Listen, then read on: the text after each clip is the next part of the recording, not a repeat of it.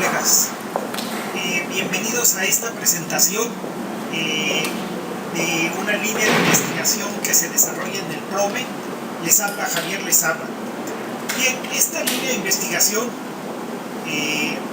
se conoce como docencia en matemáticas, pero a mí me gusta llamarla más, aunque sea un nombre mucho más pretencioso, estudios sobre el profesor de matemáticas, su formación y desarrollo profesional. Es realmente mucho decir, porque hacer estudios sobre este aspecto realmente es una enorme cantidad de elementos que habría que considerar. Bien, en lo que a continuación voy a hablar, quiero que ustedes siempre tengan en mente la idea del profesor de matemáticas. Ustedes mismos son profesor de matemáticas, saben perfectamente la problemática que enfrentan cotidianamente para ayudar a sus estudiantes a que se hagan del saber matemático y lo hagan útil en su vida. Bien, entonces vamos siempre, todo lo que yo comente, ustedes siempre estén pensando en términos del profesor de matemáticas, es decir, de ustedes mismos. Bien, lo primero que platicaré es sobre un libro que se llama Tercer Handbook Internacional sobre Matemática Educativa o Educación Matemática o Mathematical Education. Bien, este libro hace una recopilación de investigaciones que se han desarrollado en la década anterior al 2013. El libro fue publicado en el 2013, entonces estos investigadores, todos ellos muy reconocidos en nuestro campo académico, en el campo de la matemática educativa, se fueron a ver investigaciones, se acercaron a colectivos de investigadores para ver qué estudiaban, cómo lo estudiaban, qué metodologías utilizaban para hacerlo, cuáles eran las teorías que estaban utilizando para explicarse los fenómenos a los que se acercaban a estudiar. Entonces, después de hacer ese enorme trabajo, finalmente lo compendiaron en este escrito. Bueno, paso a comentar y de nuevo vayan ustedes pensando qué tiene que ver esto con el profesor de matemáticas. Por ejemplo, preguntas tales como ¿qué quiere decir saber matemáticas? ¿Cómo se aprende la matemática? ¿Qué matemáticas se debe aprender? ¿Y qué relación tienen, por ejemplo, estas preguntas con la vida de los niños en la escuela, en el bachillerato, en la universidad, en la vida cotidiana de las personas? Estas preguntas también hacen referencia a contextos donde están los sujetos intentando utilizar o aprender las matemáticas, a tradiciones culturales nacionales, si se aprende diferente en determinadas zonas, a las ciudades, en las zonas suburbanas, en la sierra, entre los indígenas, las etnias y las diversas instituciones escolares. Si hay algo que debemos reconocer es la heterogeneidad en cuestión de instituciones, estando todas, por ejemplo, podríamos pensarlo en la misma ciudad. Esta problemática sobre qué es saber, qué se debe aprender, etcétera, etcétera, está presente en toda la sociedad, en todo el mundo. Por ejemplo, en este handbook, por ejemplo, nos llaman la atención de que la matemática educativa se plantea como problema poder afectar o influir a todas las personas que toman decisiones en políticas educativas. Es decir, de nada le serviría a nuestro campo estar estudiando y haciendo investigaciones sobre el profesor, cómo se forma, qué debe saber, cómo debe enseñar, etcétera, etcétera, si nosotros no tuviéramos un elemento para afectar a estos que toman las grandes decisiones. Bueno, y van a ver en adelante cómo este es un asunto bien interesante a pensar. Otro elemento interesante es de que continúa un debate sobre este asunto de la matemática para todos. ¿Cuál es la matemática para toda la sociedad?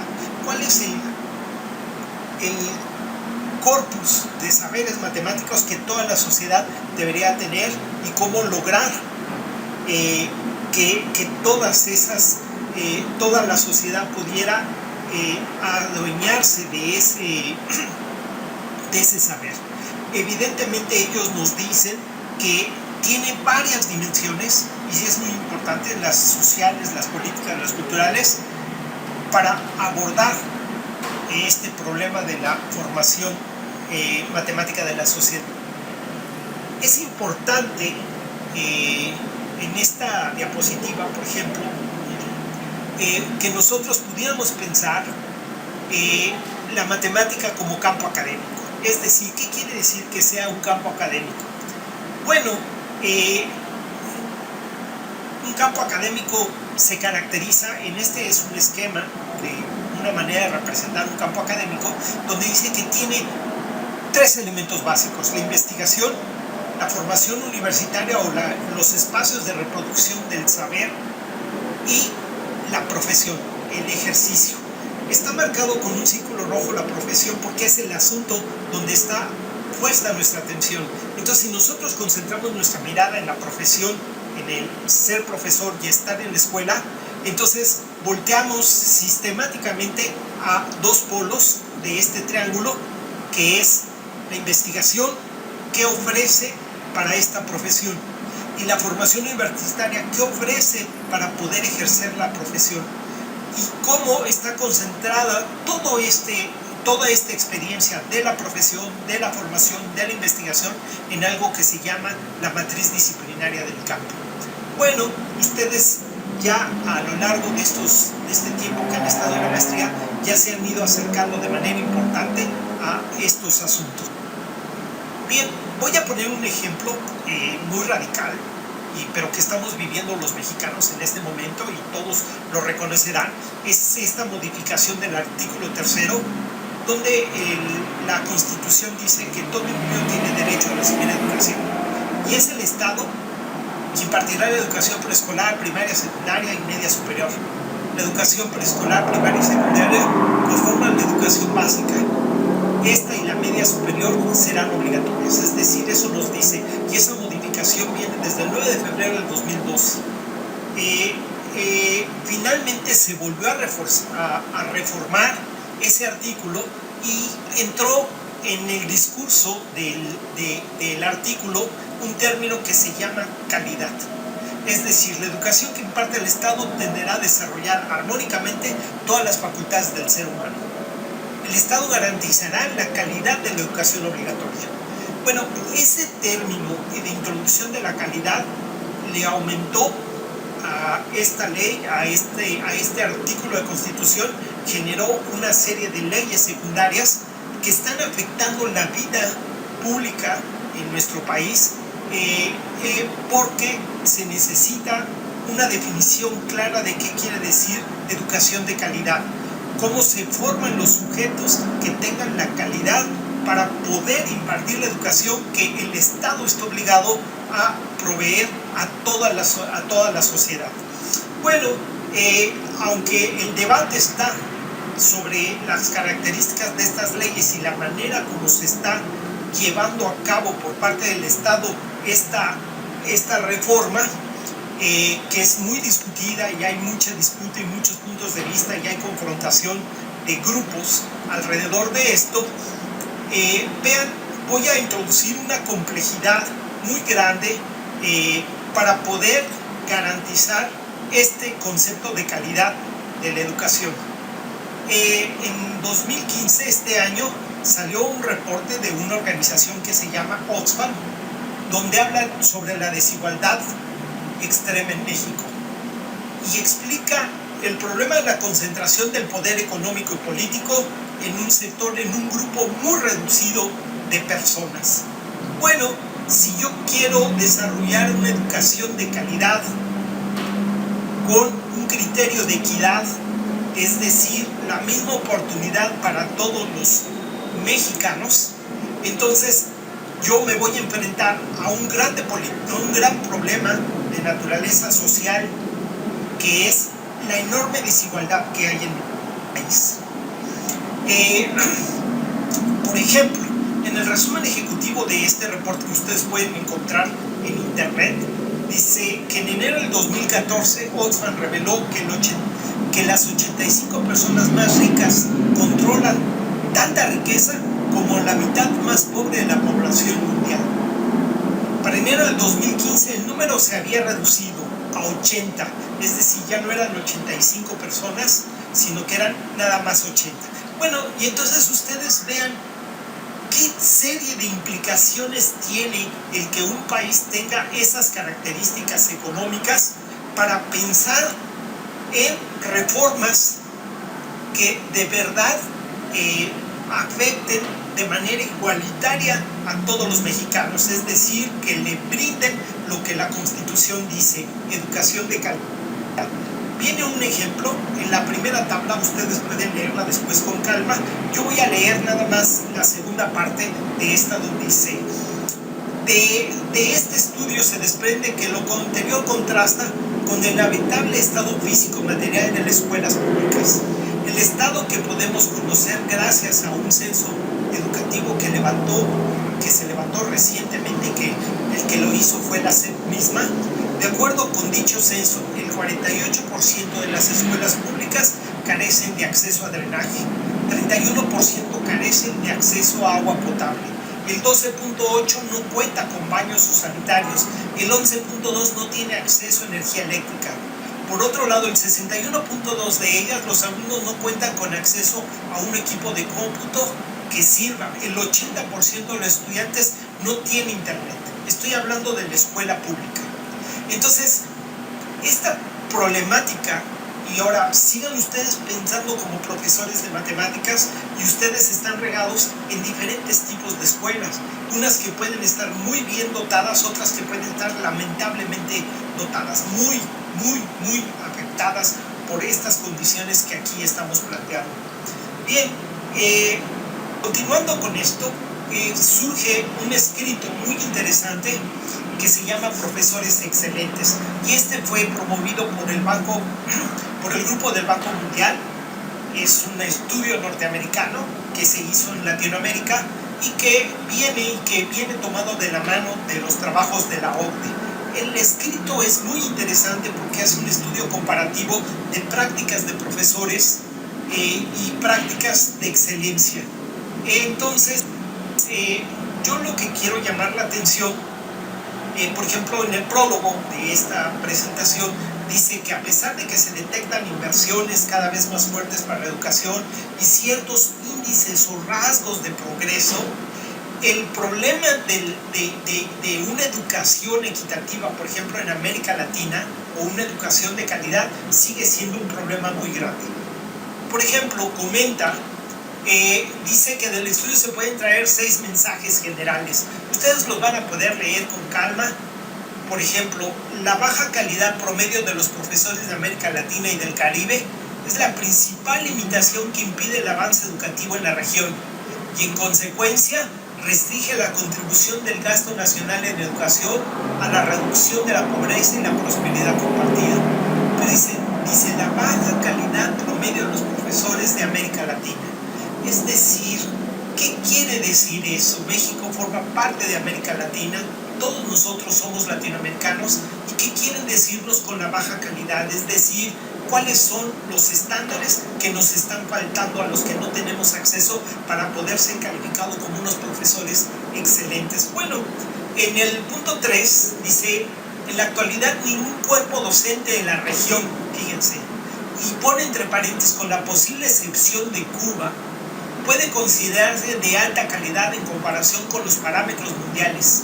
Si bien durante la última década algunos países han logrado mejorar la calidad de los profesores y los resultados de aprendizaje de los estudiantes, especialmente en Chile. Es decir, hay países que han alcanzado, y aquí pone como un punto de excepción Cuba. ¿Cuál puede ser la clave? Voy a dar una hipótesis, no es cierta, pero que a lo mejor Cuba es un país que vive menos desigualdades económicas que nuestros países, que otros países, que están más afectados por estos fenómenos económicos y fenómenos sociales. Bueno, pues van a poder seguir leyendo todo el que quiera acercarse a entender la dinámica y entender la problemática del profesor tiene que conocer, por ejemplo, el INE es una entidad independiente del gobierno que surge a partir de la reforma del artículo 3º, es el Instituto Nacional de Evaluación Educativa, y por ejemplo este año produjo un documento que se llama Los Docentes en México. Es un estudio que ha sido criticado, pero sin embargo nos aporta mucha información. Es decir, todos nosotros como profesores, cuando menos los mexicanos, nos vamos a poder reconocer en este documento. Así que yo recomiendo, se puede accesar de manera gratuita en la página del INE. Por ejemplo, vean cómo todo proyecto educativo, toda reforma educativa, especialmente de educación, está en el ojo del huracán. Por ejemplo, el sábado 10 de octubre de 2015, en una reunión que tuvo el actual secretario de Educación Pública ante el Consejo Coordinador Empresarial, ellos dicen que refleja la reforma educativa nuestras exigencias. Es decir, ellos desde su posición de industriales necesitan personas cada vez más capacitadas, más competentes, más efectivas en los quehaceres que les va a encomendar y que les va a pagar para realizarlo, y entonces ellos hacen un calificativo. Además, por ejemplo, en esta nota periodística dice que los empresarios hicieron ayer más demandas sobre planes de estudio y escuelas. Y bueno, y vienen otras informaciones que en el lenguaje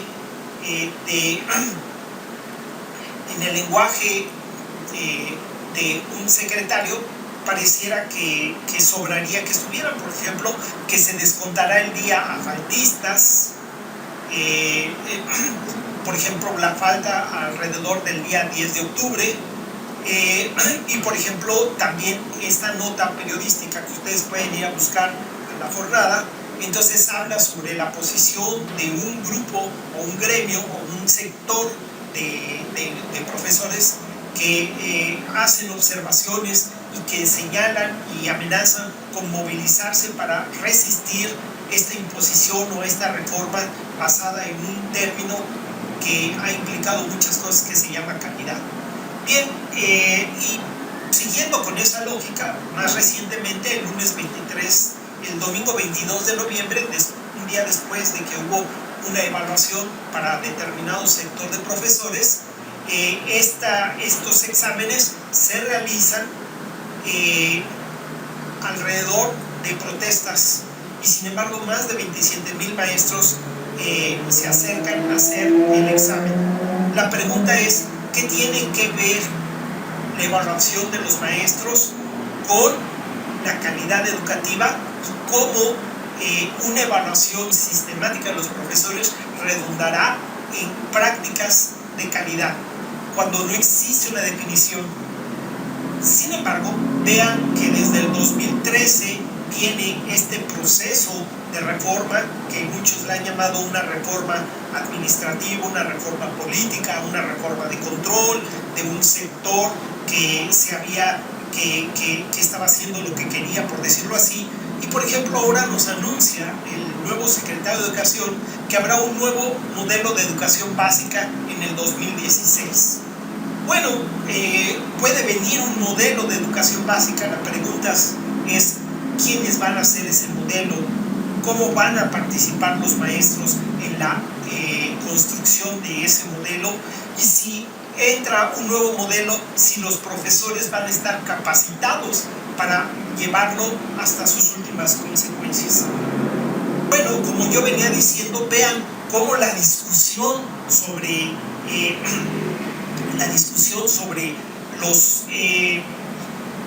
reformas, sobre el profesor, sobre la escuela, tiene muchos puntos de vista. Por ejemplo, en un libro que se llama Pedagogía de la Exclusión, crítica al neoliberalismo en educación, coordinado por Pablo Gentili en el 2011, por ejemplo, vean los términos que utiliza para hablar sobre esta lógica del neoliberalismo. en educación y que pareciera que es lo que empieza a prevalecer en nuestros sistemas educativos.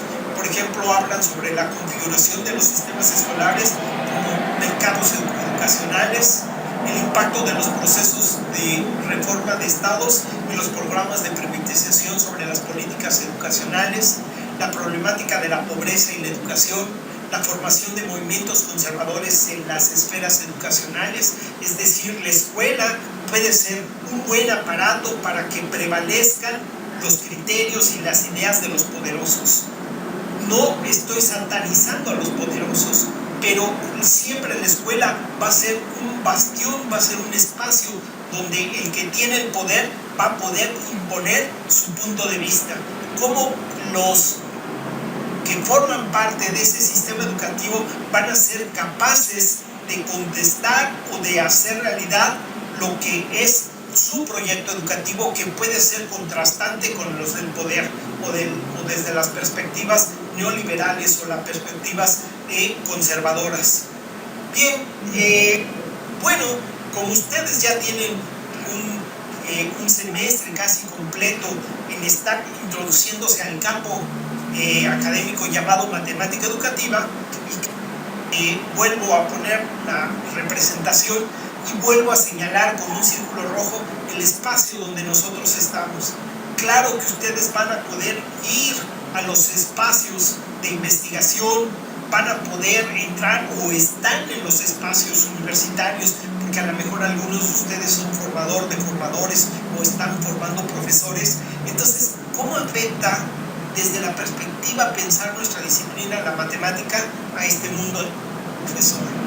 La experiencia lo que nos ha enseñado es que cuando nos acercamos a ciertos grupos de profesores en algunas escuelas, hemos identificado que el profesor está aislado, es decir, no tiene una participación de par académico, no tiene una profundización de su tarea, no tiene espacios sistemáticos de reflexión, no tiene espacios de consulta de materiales, de revistas, de grupos, de profesionales que discutan con ellos. Los hay, pero son muy reducidos, todavía no son universales y además no está todavía en la cultura de un buen número de profesores esta necesidad de continuar sistemáticamente pensando, repensando, reconstruyendo su actividad profesional. En contraste con eso, ese aislamiento del profesor, estoy poniendo aquí 6 grupos de estudio que se presentaron en el ICME, en este Congreso Internacional de Matemática Educativa en el 2012 en Seúl, y hubo grupos que estuvieron estudiando, y a mí me interesa que ustedes observen cuáles son los focos de estos grupos de estudio. El conocimiento que debe tener el profesor en la escuela primaria, el conocimiento del profesor en la escuela secundaria, es decir, ¿en qué son diferentes? ¿En dónde están los acentos que los hacen distintos? ¿O es lo mismo para todo el mundo? ¿Cómo es la formación de los maestros de matemáticas? El conocimiento matemático, específicamente matemático, de los profesores de primaria, el desarrollo profesional de los profesores que están en servicio, y unos elementos nuevos muy importantes que van acompañando a la práctica profesional, que son la motivación, las creencias, las actitudes dirigidas hacia la matemática y su enseñanza. Bueno, yo quiero mostrar en el 2004, y ha habido una evolución muy grande y un reforzamiento de los estudios sobre la centración en el profesor de matemáticas. En este escrito, además de escrito una plenaria que hubo en NICME 10 en Dinamarca, por ejemplo, hay 3 factores que yo les recomiendo que los lean y los relean con mucho cuidado. Dice, el primer factor se basa en el reconocimiento del rol fundamental del proceso de aprendizaje de las matemáticas de los alumnos. Se reconoce que el profesor juega un papel especial, fundamental. Después, el señalamiento de que todo esfuerzo de mejora de las oportunidades de aprendizaje en las matemáticas de los alumnos, es decir, todo lo que queramos hacer para que los alumnos aprendan mejor las matemáticas, va a la par con las oportunidades de aprendizaje y formación de los profesores. Es decir, no puedo pensar en desarrollar alumnos si no paralelamente estoy pensando en el desarrollo de los profesores. Bien, el tercer factor señala la formación profesional de los profesores de matemáticas es crucial en el proyecto de la mejora en la educación matemática de la sociedad. Eso es fundamental. Bueno, eso que era del 2004, en el 2013 aparece un editorial de la revista ZDM y señala que el interés o la centración en los estudios del profesor no ha concluido, persiste, y además narra que los conocimientos de que estas investigaciones o esta centración de la atención se han ido fundamentalmente a tres aspectos: al conocimiento de los profesores, a sus creencias y uno que es la identidad del profesor.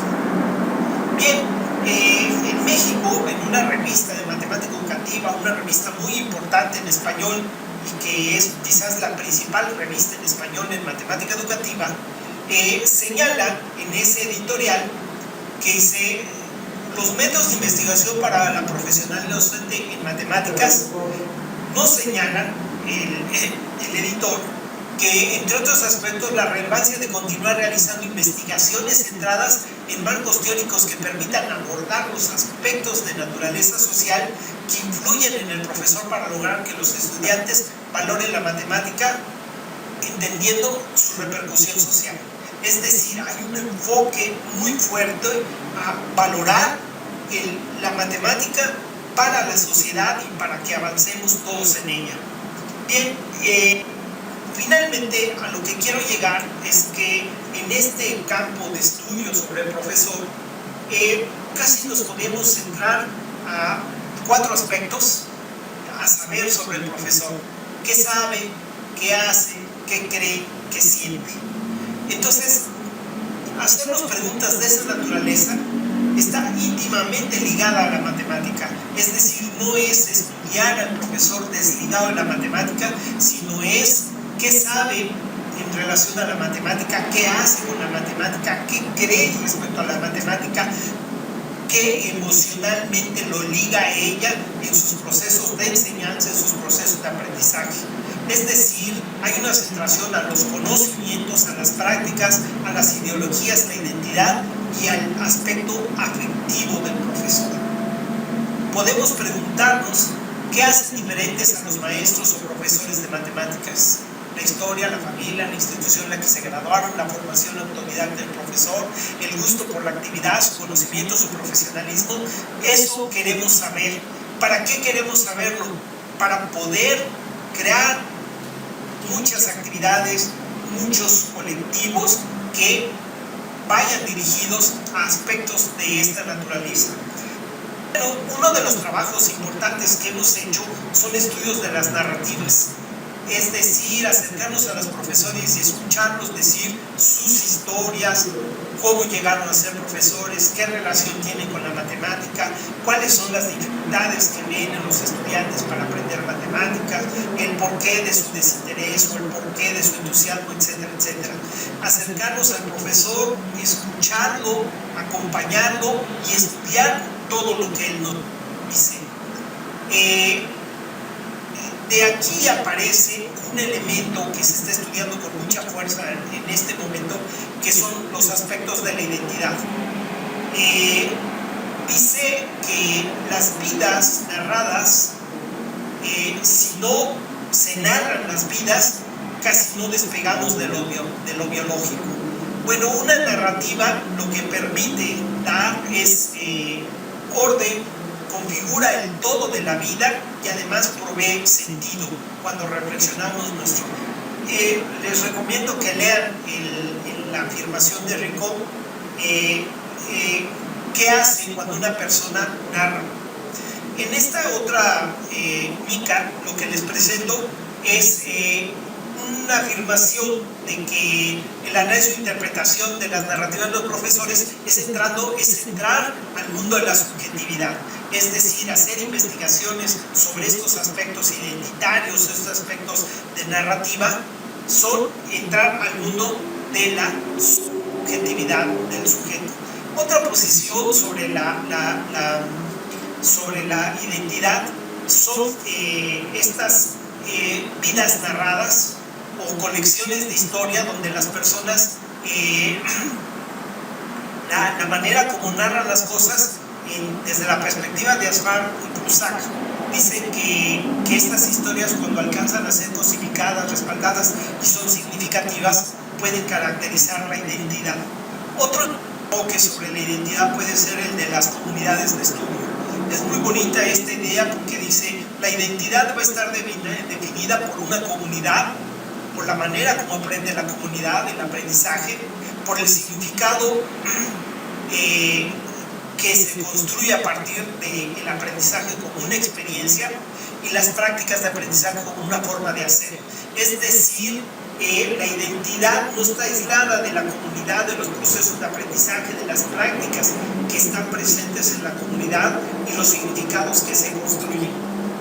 Otro enfoque es el de Castell, que es un comunicólogo, donde dice que todas las identidades son construidas, es decir, no se producen de manera espontánea, sino que son producto de construcción. Lo fundamental es decir, cómo se construyen, desde qué, por qué y para qué. Y hace afirmaciones muy interesantes donde dice que las identidades utilizan múltiples materiales, pero los individuos, los grupos sociales, las sociedades procesan todos esos materiales y los reordenan en su sentido. Entonces, un elemento fundamental de la identidad es que da sentido a el quehacer. Más adelante, él propone como hipótesis y discute largamente quién construye la identidad colectiva, para qué, quien construye la identidad colectiva y para qué, determina en buena medida su contenido simbólico y su sentido para quienes se identifican con ella. Es decir, la construcción de la social de la identidad es una relación de poder, son las relaciones de poder. Es muy interesante porque habría que identificar esas relaciones de poder. Bueno, paso rápidamente a mostrar un cartel que un día hicimos, donde analizamos dos narrativas, el de Pedro y el de Ana, en una institución de educación de bachillerato, y entonces en el que narran más o menos su proceso de vida y nosotros nos ponemos a clasificar lo estudiado, y esa es una de las maneras como se puede estudiar las narrativas de los profesores, es decir, construir categorías a partir de lo que ellos nos declaran, ¿sí? Por ejemplo, un elemento que está marcando muy fuertemente al profesor es la aparición de la tecnología. Ustedes se preguntarán, bueno, ¿por qué los estudios que está planteando este profesor nos llevan de pronto al estudio de la tecnología? Bueno, es que la tecnología es una realidad que está presente en nuestra vida y que nos hace, nos produce cambios en nuestras prácticas, el manejar estos artefactos. De verdad, como dice aquí esta mica, los cambios en la tecnología han constituido un auténtico reto a la visión tradicional del currículo, la enseñanza, el aprendizaje, la evaluación. ¿Quién es el sujeto que produce, que vive esos? Es el profesor. Bueno, todas nuestras prácticas, todos nuestros estudios más o menos hacen lo siguiente: van a la escuela, de la escuela pasan a la sociedad con sus prácticas, sus placeres, sus necesidades, cómo se construye saber en esos espacios, regresan a la escuela sistemáticamente. Un ejemplo de cómo que estamos viviendo es dos maneras como se está viviendo las experiencias docentes, o la apacible o la tranquilidad del aula, donde se trabaja intensamente, o en las calles confrontándose con la policía para poder hacer que el gobierno escuche nuestra razón o la razón de los profesores. Coloco una afirmación de Bourdieu en un libro que se llama Cuestiones de Sociología, donde él dice que paralelamente a la sociología, la matemática educativa, si la pensáramos como una herramienta, como un cuerpo o corpus de saber para expertos y discutido por expertos, entonces dice que no tendría sentido. Pues lo mismo podemos decir con la matemática educativa. La matemática educativa es un cuerpo de saberes para los profesores.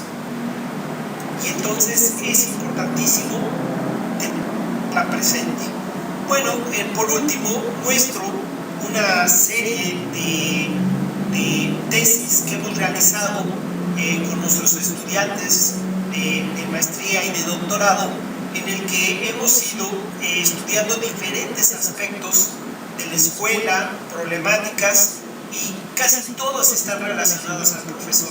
Bueno, todas esas tesis ustedes las pueden encontrar en la página del programa, las pueden bajar totalmente y pueden revisarlas para saber cuáles son los asuntos que tratan.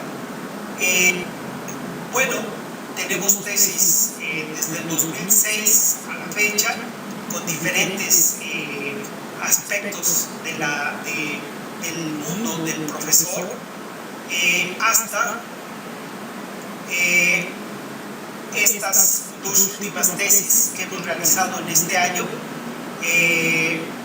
una que tiene que ver con una práctica de modelación, una enseñanza en una universidad por un profesor que hace uso de un modelo, y otra que analiza interacciones, las prácticas de un profesor recién que está terminando su carrera como profesor. Bueno, y a continuación ustedes encontrarán pues, las referencias, una de las referencias porque son más, pero no había que exagerar. Y bueno, pues ya les quité bastante tiempo, estoy a sus órdenes para quien quiera profundizar o esté interesado que hagamos estudios sobre el profesor, bienvenido. Entonces estamos atentos para que nos encontremos y yo pueda ampliar y explicar con detalle más cosas. Bueno, compañeros, espero que estén muy bien y espero haber podido ilustrar sobre lo que estamos pensando sobre los estudios del profesor. Hasta pronto.